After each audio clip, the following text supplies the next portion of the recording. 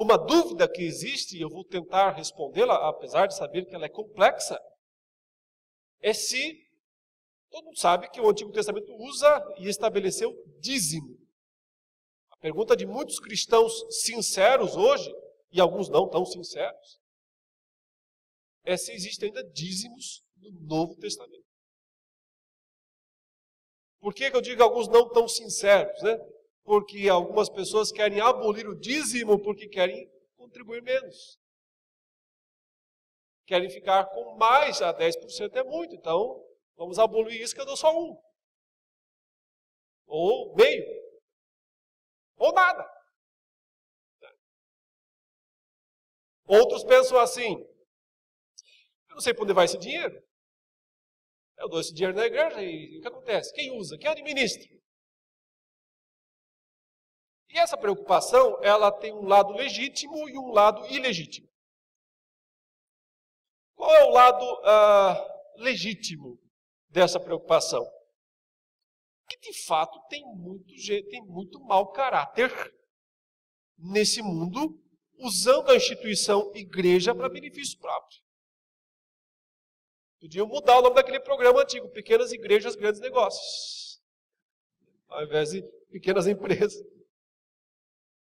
Pequenas igrejas, grandes negócios. Quer dizer, a pessoa, por quê? Porque é muito fácil no Brasil abrir uma igreja. A legislação é muito frouxa nesse sentido. Qualquer um abre. Junta 3, 4 pessoas, vai lá e cria uma pequena associação religiosa, cria um estatuto, abre uma conta bancária e começa a arrecadar. Não paga imposto. Não sobre a arrecadação em si, vai pagar sobre as coisas as despesas que tiver, né? Sobre as coisas que contratar, enfim. Mas em si, do dinheiro que entra para essa conta, não abate lá 27,5%, 15%. Algum dia o governo vai acabar fazendo isso e vai nos prejudicar por isso. Vai prejudicar os sérios por causa dos salafrários. Não tem outra palavra a não ser essa. É muito complicado fazer, sabe? E aqui eu corro o risco de generalizar porque pode ter gente verdadeira e sincera nessa história. Com perdão disso, mas eu quero dizer, é muito complicado fazer parte de uma igreja que tem um dono. Que tem um dono. As igrejas históricas, as igrejas denominacionais, que fazem parte de denominações, elas não têm um dono. A igreja presbiteriana, a igreja batista da convenção. Tem muita batista, porém, que só fala a igreja batista tal, mas é de alguém que criou aquela igreja. Só usa o nome batista. Até já vi gente usar o nome presbiteriana também. Assim. Não é tão comum no Brasil, mais comum fora. Mas tem por aí algumas. Não? Tem que ver se é da denominação. Se é da convenção batista. Se é da igreja presbiteriana do Brasil. Ou da independente, que também é uma denominação. As denominações, as igrejas organizadas, que já estão aí há séculos, elas não têm um dono. Portanto, toda a arrecadação não vai para uma pessoa. Não é ela que decide. Aliás, vocês sabem, na igreja presbiteriana, os pastores não tocam, não chegam nem perto dos dízimos. A gente se desvia deles ainda quando passa por perto. Vai todo para as pessoas eleitas pela igreja, os tesoureiros, que vão prestar contas. Os pastores, quando dedicam tempo integral na igreja, recebem salário fixo. Não é que se arrecada mais, eles ganham mais. Recebe aquilo que o conselho entende que ele deve receber. De acordo com o que as outras igrejas oferecem, de acordo com a situação da cidade, de acordo com as despesas, enfim, há um valor estipulado. Você sabe que na maioria dessas igrejas que tem um dono, os pastores colocados lá, eles ganham percentual. Percentual X da arrecadação.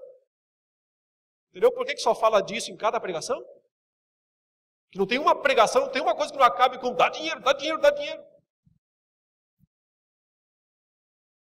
Então é muito complicado fazer parte de uma igreja que tem um dono, um fundador. Eu sou o bispo supremo, eu sou o apóstolo, eu sou sei lá quem, o patriarca, eu sou o arcanjo.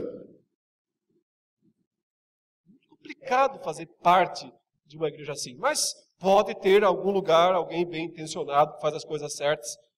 Vamos generalizar demais, mas é mais seguro fazer parte de uma igreja que é uma denominação, que não tem um dono, que a própria igreja administra esses valores. Pode haver desvios mesmo em igrejas assim? É claro que pode. Tem gente mal intencionada em todo lugar. Mas a igreja local, ela tem a obrigação de ter mecanismos de controle, de fiscalização. Tem essa obrigação de fazer. E de transparência. Não que a Bíblia exija isso, mas essa é uma questão comum, né? De senso comum.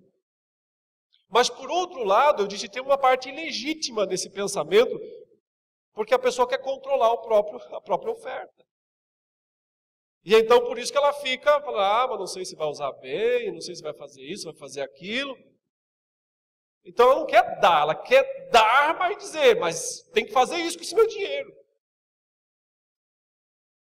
Eu estava uma vez numa igreja, uma pessoa queria dar uma oferta muito boa para a igreja, para reformar a frente, mas tinha que ser o desenho que ela queria para a igreja.